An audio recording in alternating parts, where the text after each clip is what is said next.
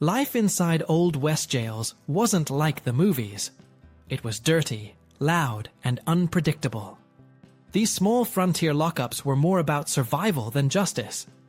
Built fast and run by whoever wore the badge that month, they held drunks, gunmen, and outlaws in the same cramped rooms.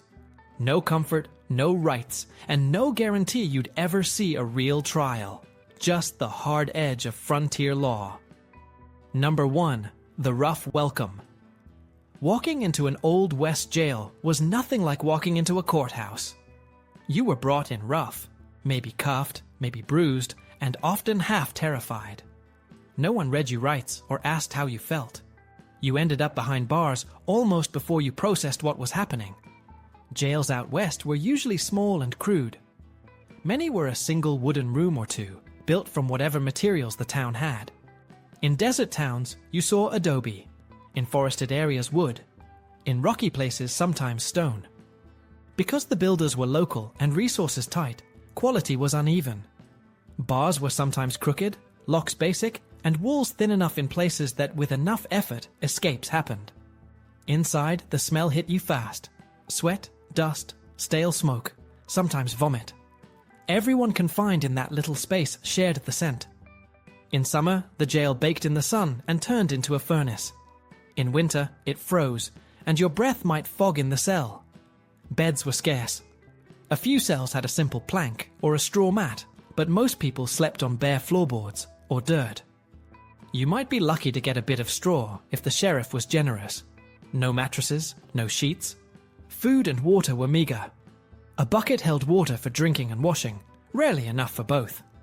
Meals, when they came, were often beans, bread, maybe salted pork. If the jailer or his family had extra, you got scraps.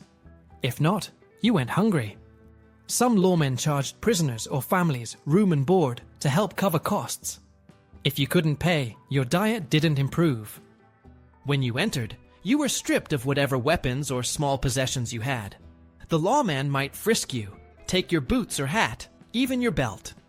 You were crowded into a cell with people of all kinds.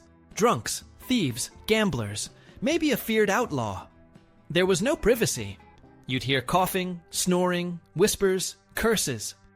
Sometimes the walls echoed your own fear back to you. The first moments inside taught you your place. You learned not to make eye contact with guards too long. You heard which cellmate was dangerous and which was quiet. You watched for cracks in the walls or patterns in the guards' routines. You realized the jail was not here to fix you. It was here to hold you, to break your spirit, or to test your will. And you knew, as you settled down onto the hard floor, that escape might be your only hope. Number 2. The jail itself. Most frontier jails were small, simple, and built fast because towns needed a place to park trouble until a judge arrived. Materials followed the landscape. In timber country, you saw rough board walls and hand-forged iron bars. In rocky regions, you saw rubble stone or brick. In the Southwest, adobe was common because it was cheap and held up to heat. None of it felt uniform because the builder was often a local carpenter or blacksmith working with whatever the town could afford. That is why one cell could be stout, and the next looked like it had been measured by guesswork. Even the bars and locks varied. Some were strap iron bolted to frames. Others were mismatched square bars that left gaps wide enough for a skinny wrist to work a tool. In many places, the jail was a single room called a calaboose. It stood near the center of town, so the deputy could hear the noise and get there fast. The footprint could be as small as a one-room concrete or stone box with a single iron door and a tiny vent. The idea was to hold drunks, brawlers, and petty thieves overnight and hand serious cases to the county. The form survived into the early 1900s in Texas and other states, which is why you still find little cube-shaped lockups on old main streets. Bigger boomtowns sometimes had more than a box.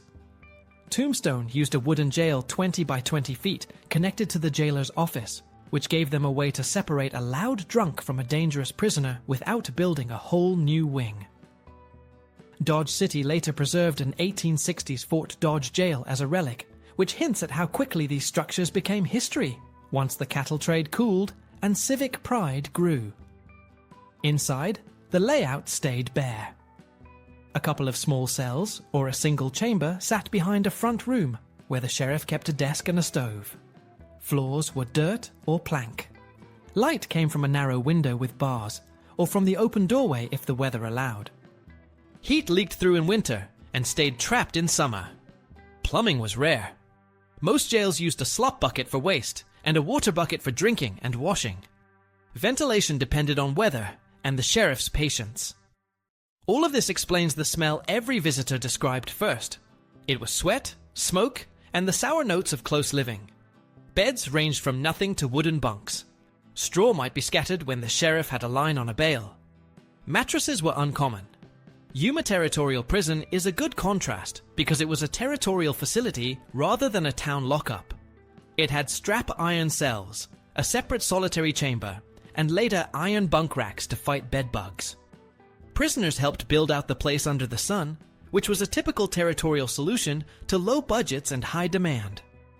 Even there, the heat was brutal and the gear was basic. Most federal prisoners never saw a dedicated federal jail on the frontier. U.S. Marshals rented space from counties and used whatever cells the local sheriff controlled. Courtrooms were leased as well. That kept federal costs low, but produced a patchwork system where conditions depended on local money and local politics. If the county was broke, the jail reflected it. If the sheriff ran a tight ship, the place felt orderly. If he cut corners, everyone noticed. Many counties turned existing buildings into holding cells. The Lincoln County Courthouse doubled as a jail during the Billy the Kid episode, which shows how flexible the category could be. Stores, offices, and old military rooms became cells with a few bars and a door brace. That kind of improvisation explains why escapes were sometimes a matter of patience rather than genius. If your window frame was green wood, or the hinge pins were soft iron, the odds slowly tilted your way. Daily life mirrored the build. Overcrowding came fast after a payday weekend or a big cattle drive. Noise rolled in from the street because the walls were thin and the door never sealed well. The stove smoked when the wind shifted. The bucket filled quicker than anyone wanted to deal with. When towns matured, some upgraded to brick boxes with a couple more cells and better doors, but even those remained Spartan. The goal was holding, not reform. The design advertised that message without a sign. Number 3. The lawmen and their rules. Out on the frontier, the badge did not come with a manual. A town might have a marshal for street order, a county sheriff for the jail and warrants, and a few deputies who shifted jobs as needed. In mining camps and cattle towns, the same man might break up a saloon brawl at noon, ride 20 miles after a horse thief in the afternoon, and sleep on a chair beside the cell door at night. Pay was thin and often tied to fees. A sheriff could earn money by serving papers, transporting prisoners, and charging room and board for anyone locked up. That system kept the lights on, but it also bent incentives. If the county was broke, the jail ran lean and everyone felt it. Rules inside the jail were usually the sheriff's rules. Some posted a short list on the wall. No shouting, no passing bottles through the bars, no gambling after lights out. Others ran it by habit and voice. You learned the boundaries on day 1. Keep your hands visible. Step back when the key turns. Do not mouth off when the deputy brings the bucket. A steady lawman kept routines tight. Cells were checked at set times. Doors were opened the same way every day. Trustees, often drunk, sobered up and kept for chores, swept the floor and carried water. Order depended on the people more than the building. A calm deputy made a calmer cell. A hothead with a badge turned small problems into fights. Disarmament was rule number 1 in most towns. Saloons might keep a check desk for pistols, and the marshal enforced no carry zones on Main Street when herds or paydays rolled in. That policy cut down on sudden bloodshed. It also sent a blunt message to anyone in the cell. If you got caught with a hidden blade after the search, you lost the sheriff's patience and any small privileges you had. Food, blankets, and visits were not rights in many places. They were favors tied to behavior and to money. A decent sheriff tried to feed everyone and keep a rough fairness. His wife might cook beans for a whole row of cells.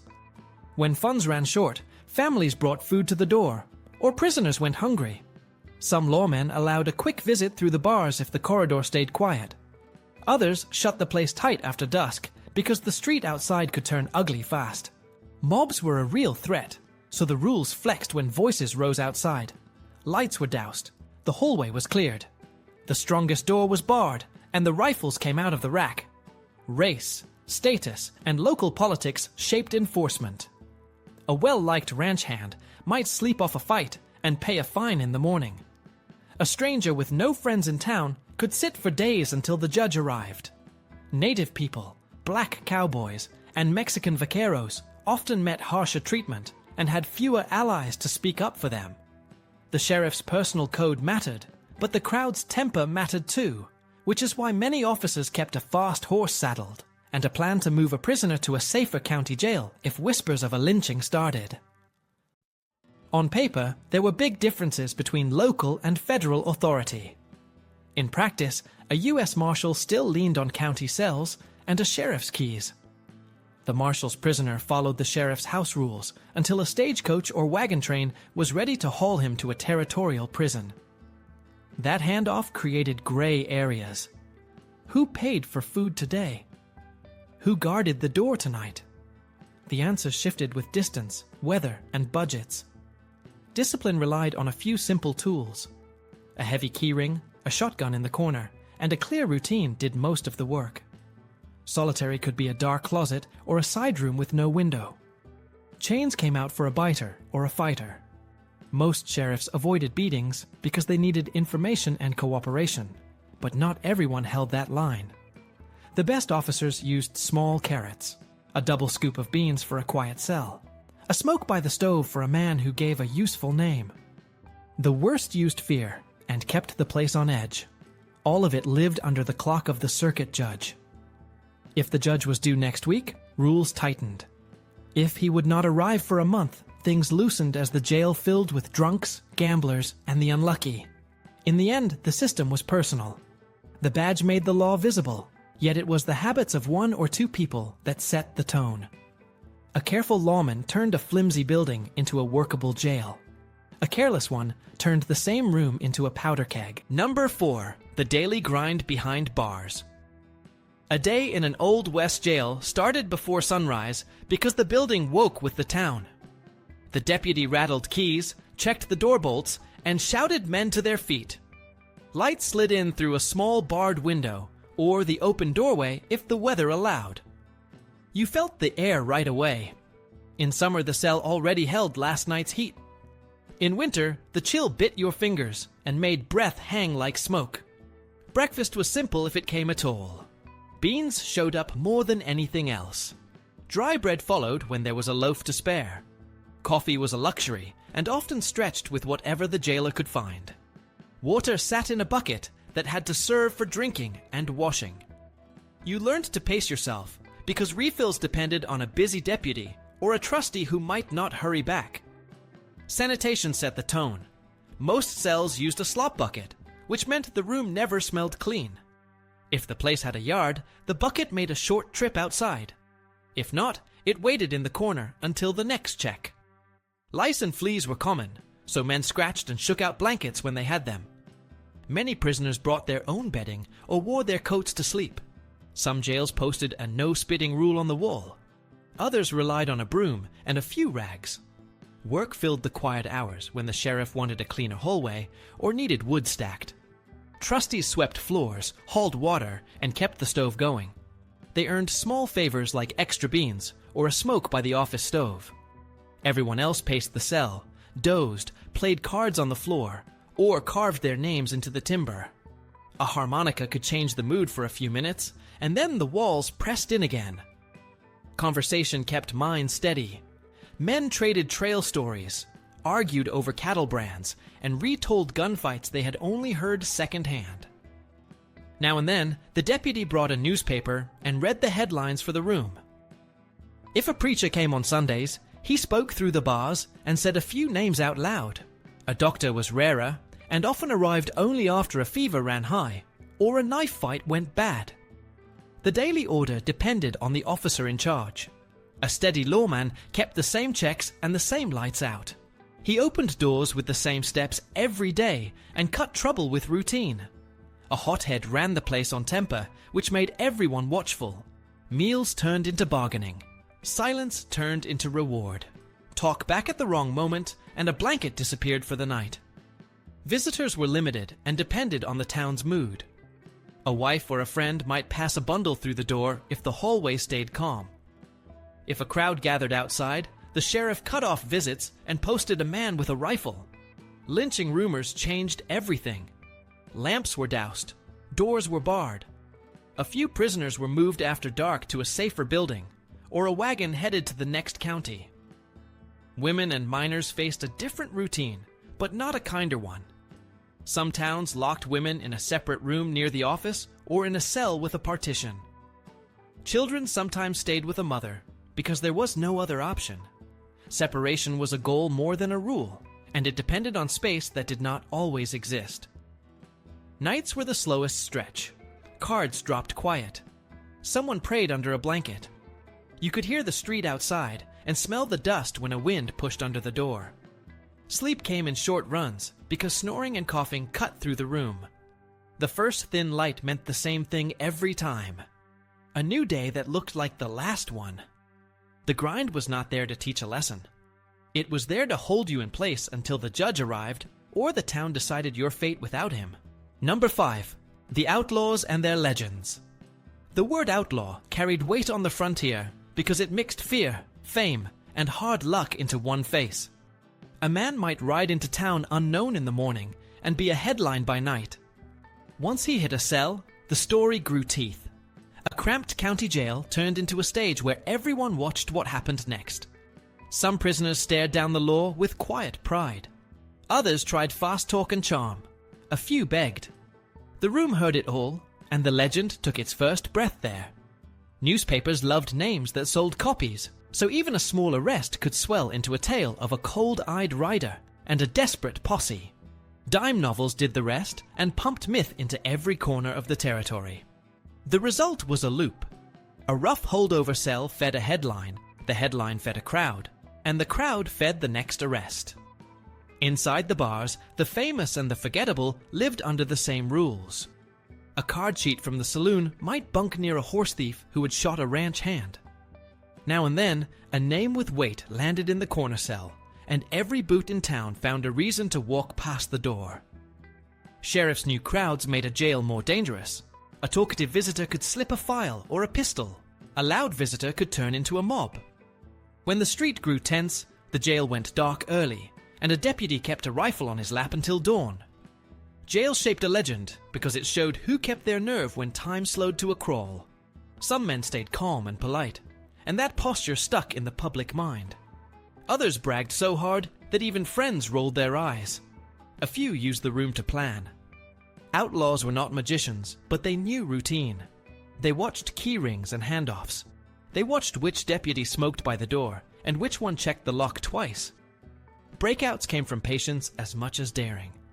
A loose hinge or a warped frame beat a hero's speech every time. When a jailbreak worked, the legend doubled overnight. A rider who slipped the bars became a folktale by breakfast. The flip side was the slow death of reputation. A hard case who wilted in a cell lost his glow fast. News spread quickly on the trail and in the cattle camps. If a man cried or snitched, the myth cracked. Jail stripped away the shine and left the person. That is why some lawmen played the long game. They kept order, fed everyone the same beans, and let silence do the work. A steady routine broke many egos faster than a fist.